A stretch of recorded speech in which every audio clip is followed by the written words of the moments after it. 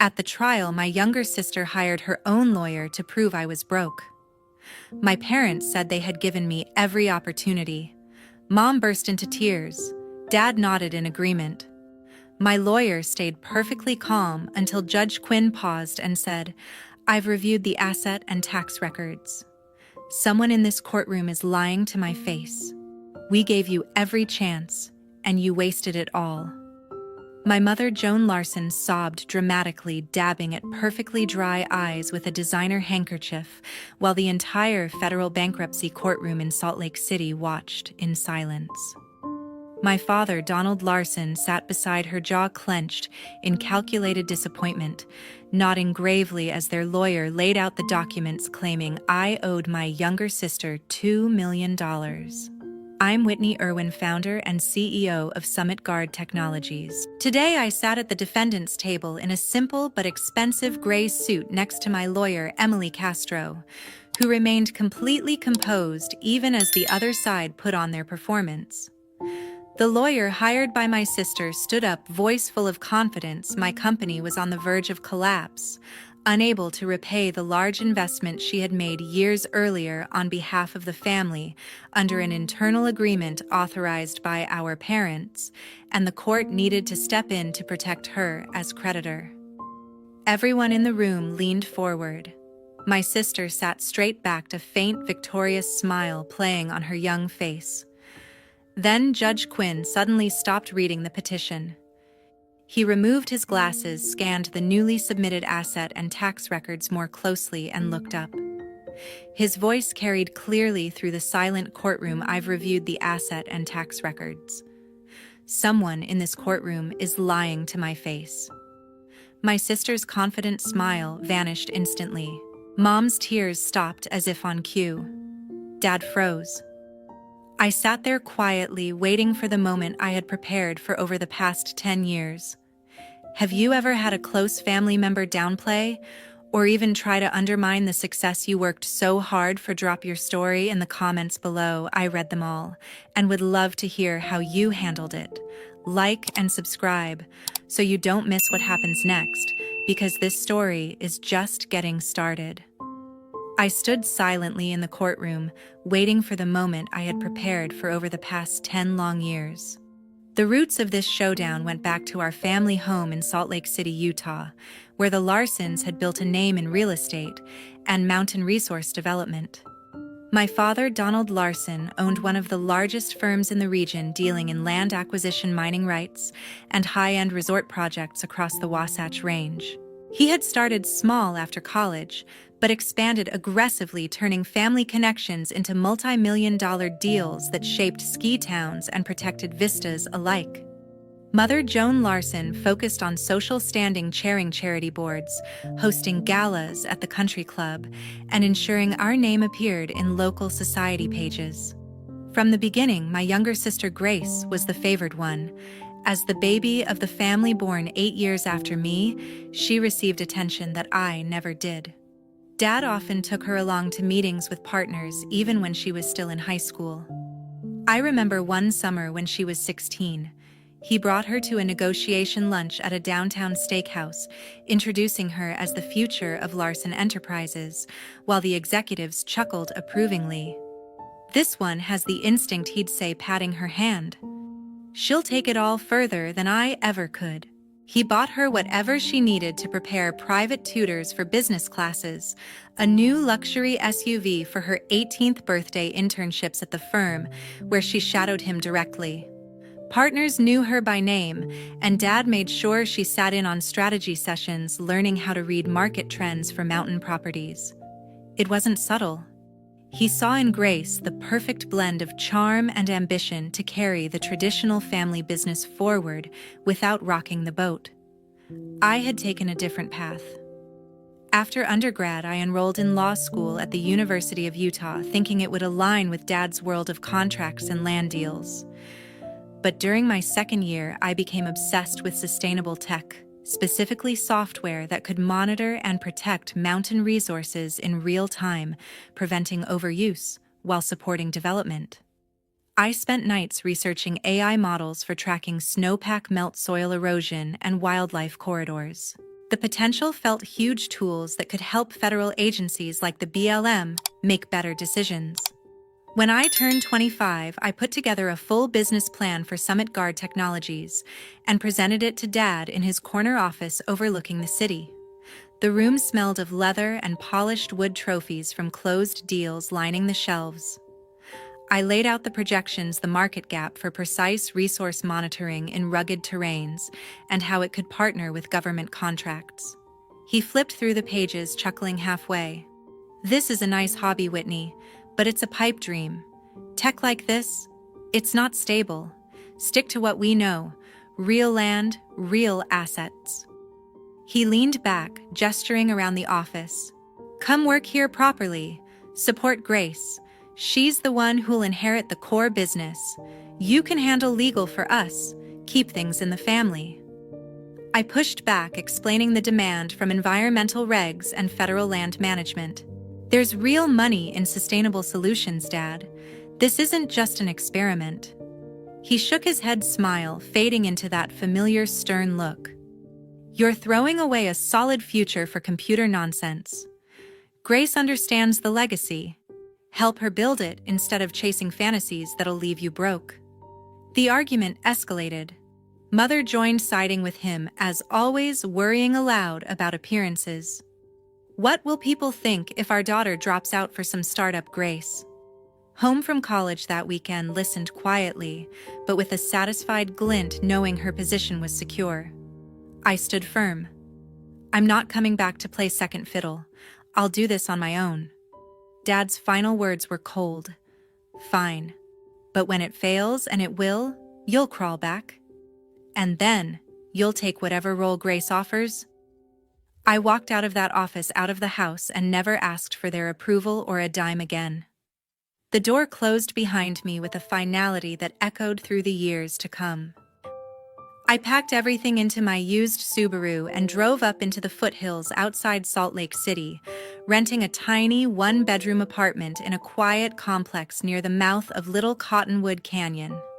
The place was basic, thin walls, outdated kitchen, and a view of the mountains that reminded me why I was doing this.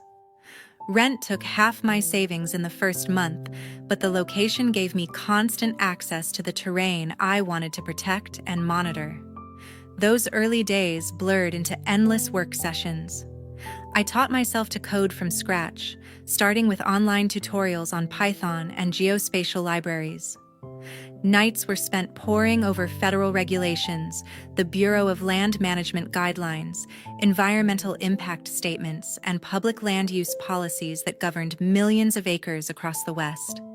I printed stacks of documents, highlighted sections on data requirements for resource monitoring, and built spreadsheets modeling snowmelt patterns from publicly available USGS sensors. Money ran low fast. I took freelance gigs writing basic reports for small environmental nonprofits just to cover groceries and internet bills. Coffee became my fuel. Sleep was secondary.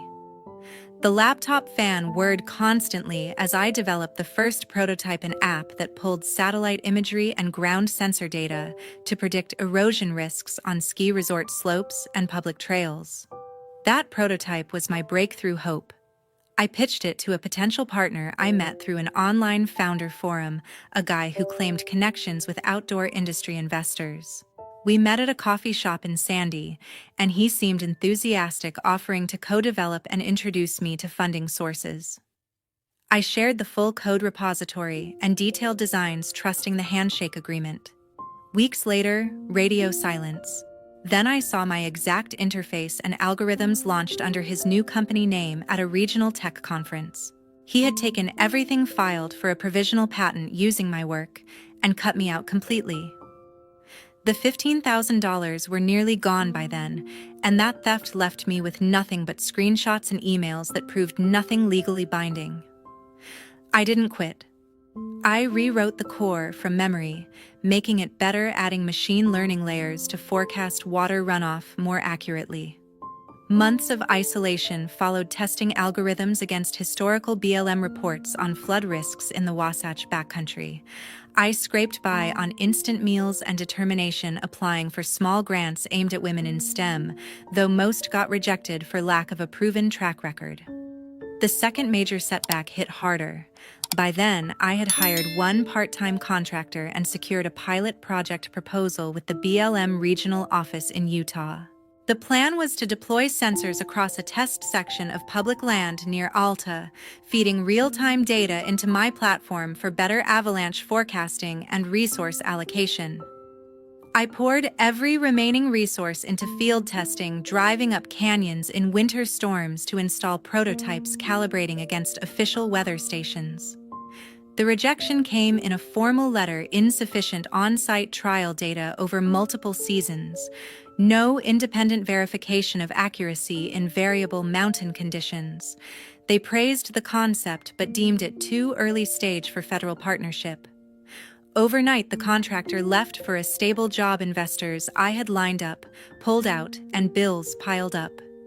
Bank account dipped below $1,000. For the first time, I sat in that small apartment staring at eviction notices, wondering if Dad had been right. That year, Mom still sent the annual Thanksgiving invitation tradition, she said. I drove down to the family home one last time. The table was set elaborately, turkey carved, everyone in their holiday best. Conversation stayed light until Grace, then home from college, turned to me with that confident tone she had already mastered. "So how's the little tech project going? Dad says these startups usually crash within the first few years." The words landed exactly as intended. I looked around the table, no defense, just polite, waiting for my response. Something snapped quietly inside. I finished the meal in silence, thanked them, and left before dessert. On the drive back up the canyon, I made the decision: no more contact, no more energy spent justifying myself. From that night on, I poured everything into Summit Guard. No family updates, no holiday visits, no explanations. The isolation sharpened my focus like nothing else could. The company became my sole priority, refining the algorithms, gathering independent data sets, preparing for the day when the technology would stand undeniable on its own. The turning point came quietly: a small contract with the Utah Division of Wildlife Resources to monitor habitat changes along the Provo River corridor. It wasn't glamorous, just enough revenue to hire my first full-time developer and rent a modest office space downtown. We refined the platform, integrating more accurate LiDAR data for elevation modeling and partnering with local universities for validation studies on watershed health. Word spread in state agency circles. Soon, we secured pilots with the Utah Department of Natural Resources for tracking recreational impact on public lands near Moab and St. George. These projects proved the system's reliability: real-time alerts on trail erosion, water quality shifts from runoff, and illegal off-road activity detected via satellite cross-checks. Revenue grew steadily, allowing us to expand the team to 8 people and upgrade servers for faster processing. I married Christopher during this phase, a quiet ceremony in Park City, with only close colleagues present. From then on, I used Irwin professionally for all press releases, conference panels, and award submissions. It wasn't about hiding from the world, just creating clear separation from the Larson name that still carried weight in traditional real estate networks. Interviews in local tech journals referred to me as Whitney Irwin, CEO of Summit Guard Technologies, and no one connected the dots back to the family I had left behind. The big breakthrough arrived after relentless proposal revisions and demonstrations at federal workshops in Denver. Summit Guard won a $100 million multi-year contract with the Bureau of Land Management to deploy our AI monitoring system across mountain resource zones nationwide, from the Rockies to the Sierras and beyond. The scope was massive, installing sensor networks, integrating with existing government databases, and providing dashboards for decision-makers on everything from grazing permits to wildfire risk mitigation. Media coverage followed quickly. A feature in a regional business magazine highlighted how a Utah-based startup was revolutionizing public land stewardship. National outlets picked up the story, praising the innovative use of machine learning for conservation without restricting access. I spoke at industry events under my married name, accepted awards on stage as Whitney Irwin, and watched the company valuation climb. Across town, in the Larson family home, Grace overheard Dad mentioning a new partner named Irwin during a dinner discussion about competing land deals. He complained that some federal projects were now requiring advanced environmental monitoring from vendors like this Irwin-led firm, complicating his traditional development timelines. Grace noted the name casually at first. Later, alone in her room, she searched public contract databases out of curiosity, something she often did to stay ahead on industry trends for the family business. The BLM award announcement popped up immediately. Summit Guard Technologies, led by CEO Whitney Irwin. Cross-referencing the company founding documents and old news clippings took only minutes. The realization hit hard. This was her sister's work, built from nothing into a federal contractor outshining their legacy operations. The shock turned to resentment over weeks. Grace saw headlines celebrating the innovative woman reshaping resource management, while her own role remained tied to Dad's aging model of land sales and leases. Her position as heir apparent suddenly felt vulnerable. Partners started asking Dad about adopting similar tech solutions to stay competitive. She began planting doubts at family dinners, suggesting the success was temporary, that federal contracts were fragile and often overhyped. Mom listened sympathetically. Dad grumbled about upstart disruption. Grace proposed a solution framed as concern. They could rescue the situation by forcing accountability on an old internal investment.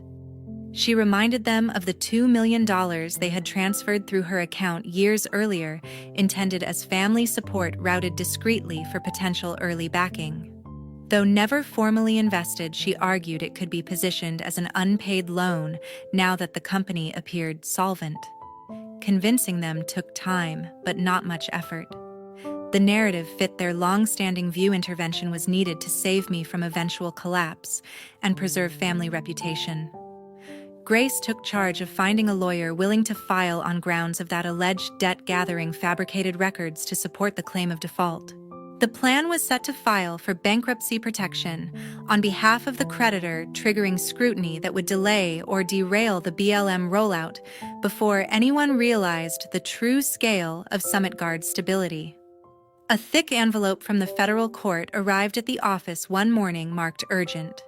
I sliced it open at my desk, expecting routine compliance paperwork. Instead, it was a bankruptcy petition filed against Summit Guard Technologies, claiming the company was insolvent and owed $2 million to a creditor who had invested early and never been repaid. The creditor listed Grace Larson. My stomach dropped. I read the name twice, then scanned the attached documents. Loan agreements dated years back. Signatures that looked vaguely like mine, financial statements showing massive losses that bore no resemblance to reality. It alleged a family-backed investment routed through Grace's account for tax reasons, now in default. Shock hit first, then a wave of disbelief. Grace, my own sister, had gone this far. I had built everything without a cent from them, yet here was a fabricated claim designed to force court oversight and halt operations. I called Emily Castro immediately. She had handled our federal contract compliance from the start and knew every detail of the company's finances. I scanned and emailed the filing while still on the line. Emily's voice stayed professional but edged with concern as she reviewed. This is blatant fraud, Whitney. Forged signatures, invented accounts, timelines that don't match any real transactions. We can dismantle it with audited statements and bank records alone. She paused. But here's the risk: the petition itself creates complications. Even if dismissed quickly, the filing becomes public record. It could trigger reviews from BLM partners, delay funding disbursements, or scare off private investors.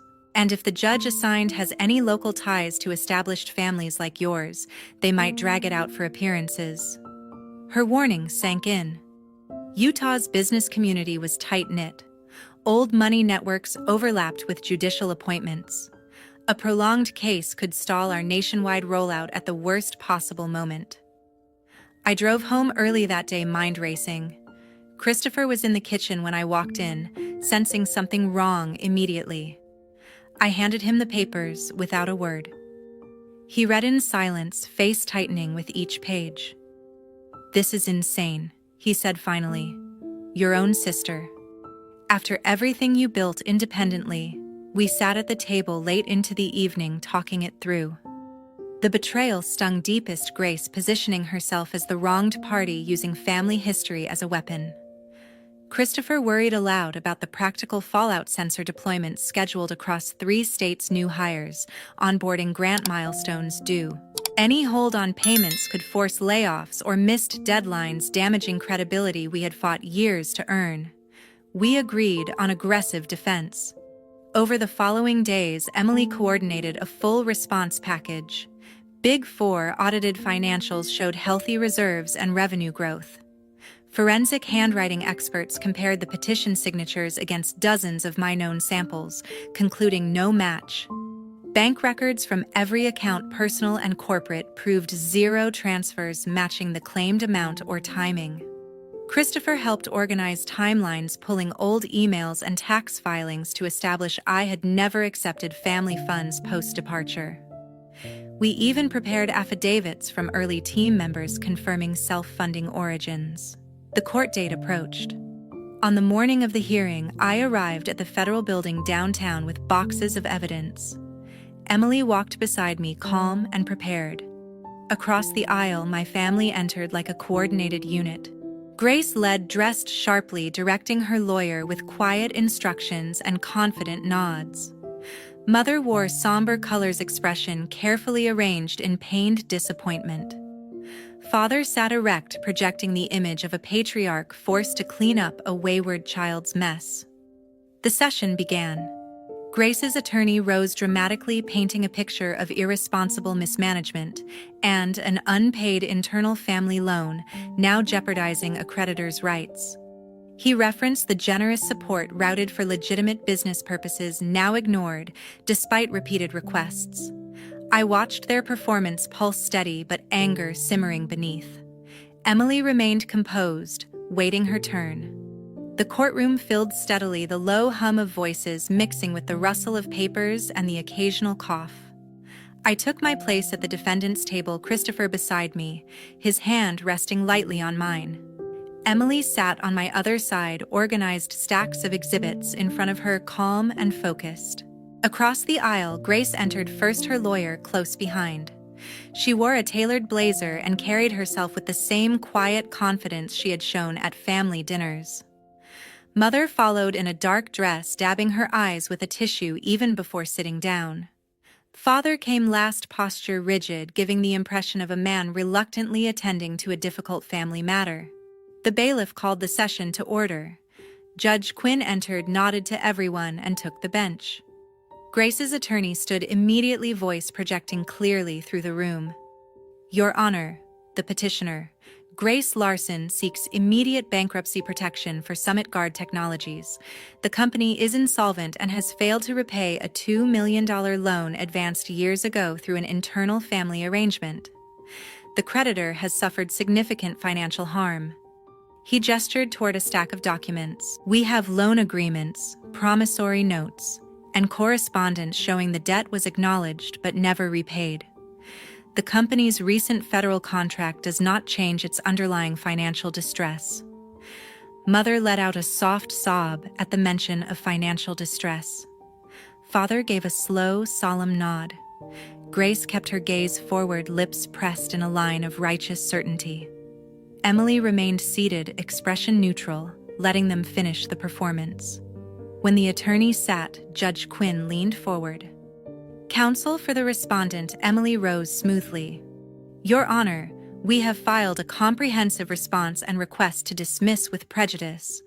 Before we proceed, I ask the court to review the supplemental asset and tax records submitted last night." Judge Quinn nodded to the clerk. A few minutes passed while he flipped through the new pages. The room grew quieter as he read. Then he stopped, removed his glasses, and looked directly at Grace's table. "I've reviewed the asset and tax records. Someone in this courtroom is lying to my face." Grace's shoulders stiffened. Mother's tissue froze mid-air. Father's jaw tightened. Emily stepped forward. "Your Honor, we have 3 primary pieces of evidence that demonstrate the petition is fraudulent." She projected the first exhibit on the screen. The signatures on the alleged loan documents do not match any known samples of Whitney Irwin's handwriting. Forensic analysis by a certified examiner shows clear discrepancies in stroke patterns and pressure. Every signature is forged. Next slide. The claimed investment date falls during Ms. Grace Larson's sophomore year at college. Bank records from that period show no large outgoing transfers from her accounts, nor any corresponding deposits into the company. Final slide. The account number listed as receiving the funds never existed in any bank records associated with Summit Guard Technologies or the Larson family. It appears to have been invented for this filing.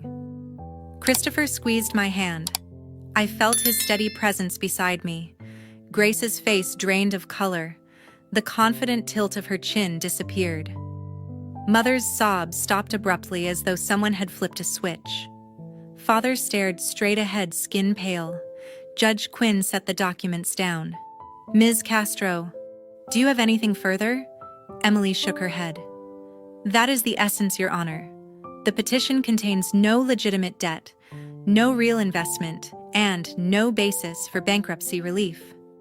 We ask the court to dismiss with prejudice and refer the matter to the U.S. Attorney's Office for investigation of bankruptcy fraud and potential interference with a federal contractor." Judge Quinn looked over the room, then fixed his gaze on Grace's table. "The court finds the petition lacks merit and is based on fabricated evidence. The case is dismissed with prejudice. The clerk is directed to forward all materials to the U.S. Attorney's Office for appropriate action. This court will not tolerate attempts to misuse bankruptcy proceedings to interfere with a federal contract or to perpetrate fraud." The gavel came down sharply. Grace sat, frozen eyes wide. Mother stared at the floor. Father's hands gripped the table edge, knuckles white.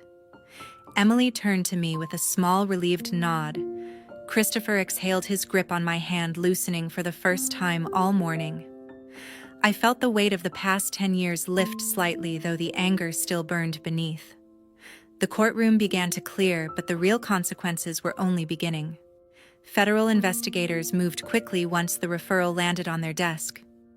Agents interviewed Grace's lawyer, first laying out the evidence of fraud and the potential for disbarment if he didn't cooperate. Facing serious consequences, he turned over emails, draft documents, and recordings of meetings where Grace had outlined the plan in detail, framing it as necessary to protect family interests from my supposed impending failure. The full picture emerged. Grace had orchestrated everything from fabricating the old loan papers to coaching mother and father on their courtroom roles. Prosecutors built a solid case for bankruptcy fraud, perjury, and attempted interference with a government contract. Grace's options narrowed fast. Her attorney negotiated a plea deal to avoid trial and harsher sentencing. She accepted probation, a permanent federal felony record that would follow her for life, substantial fines that drained her personal savings, and restitution orders. Most stinging for her father, formally revised his estate plans and company succession documents, removing her from any executive role or significant inheritance tied to the business. The golden child status evaporated overnight. The fallout spread to the family firm. News of the scandal traveled through Utah's tight real estate circles.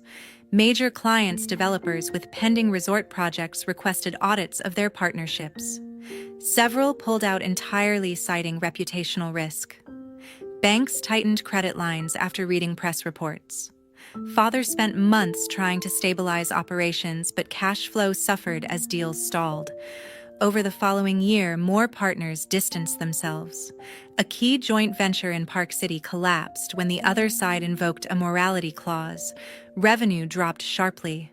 Father aged visibly, working longer hours to salvage relationships that had taken decades to build.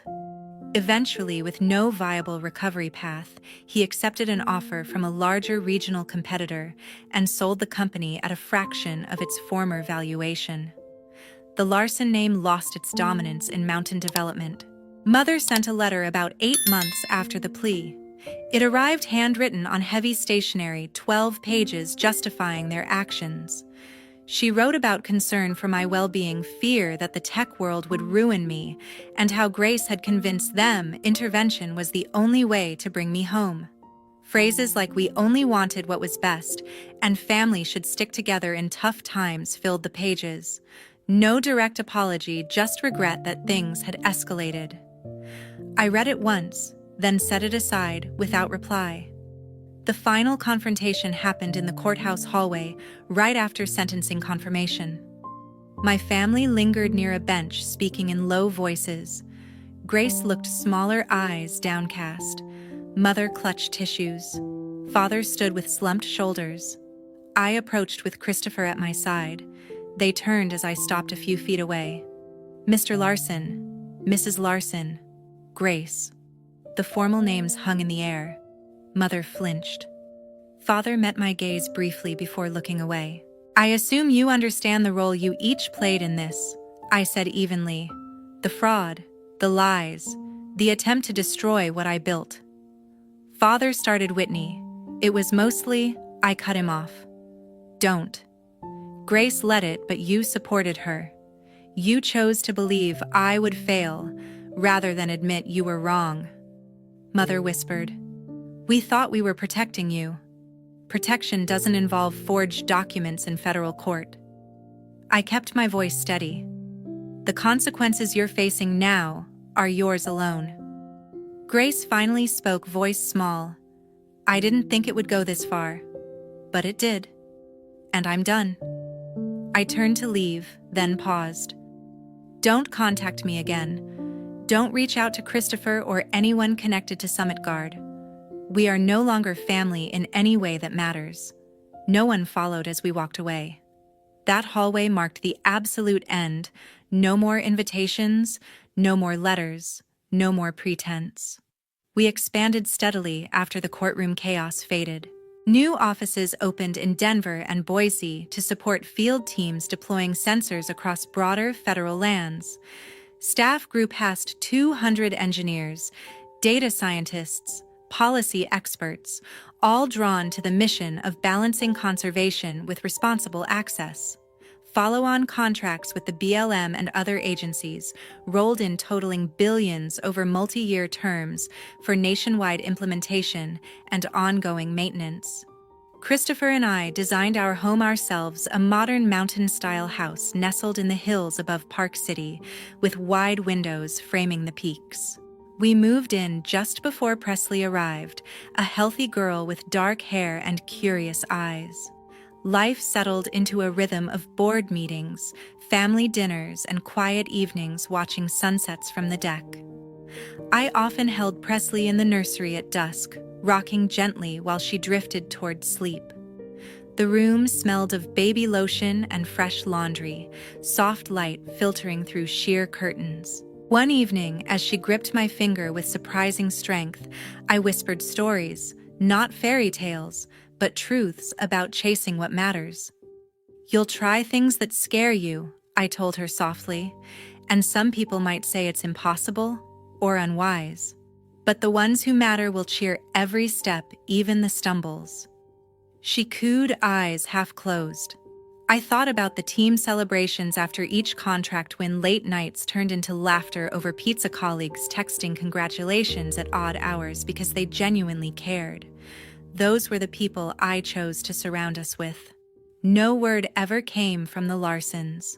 No cards, no calls, no attempts at reconciliation. The silence was complete, and I welcomed it. Presley would never know the weight of conditional approval or the sting of favoritism. Her world would be filled with encouragement to explore, fail, and try again, backed by unwavering support. I placed her in the crib, watching her tiny chest rise and fall. This child would grow up believing her ideas had value simply because they were hers. She'd learn that real family celebrates wins without jealousy and stands firm through setbacks. That's the legacy I built, not from old money or inherited position, but from persistence and the freedom to choose who belongs in your life. Success isn't just contracts or headlines. It's creating an environment where the next generation starts stronger than you ever did. They tried to prove I was the failure they always predicted. Instead, they showed the cost of refusing to grow. While their world shrank, mine expanded, proving that determination paired with people who truly lift you up outpowers doubt every time.